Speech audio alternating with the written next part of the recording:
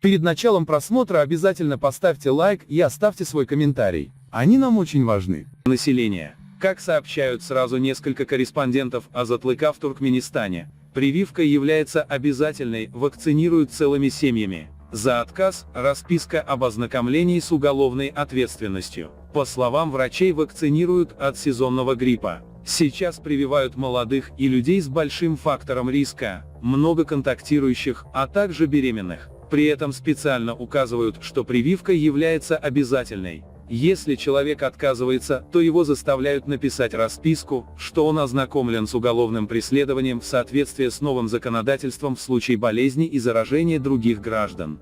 При этом ни название вакцины, ни производитель, ни сроков годности врачи не называют, сообщил 14 октября один из корреспондентов Азатлыка в Ашхабаде. По словам другого корреспондента Азатлыка, 15 октября в столичном микрорайоне Гаудан началась поголовная вакцинация населения. Жителей целыми семьями вызывают в Центр здоровья для вакцинации. Что за прививки им укололи, они не интересовались, отмечает корреспондент. Одному из корреспондентов удалось получить вкладыш препарата, использованного для вакцинации в одной из столичных поликлиник, в котором указано, что это вакцина южнокорейского производства от сезонного гриппа с датой производства 2018 год. Корреспондент Азатлыка отмечает, что после вакцинации у некоторых небольшая температура и слабость. Корреспонденты также сообщают, что несмотря на обязательность прививки и предупреждений граждан об уголовной ответственности за отказ от вакцины, препаратов на всех не хватает.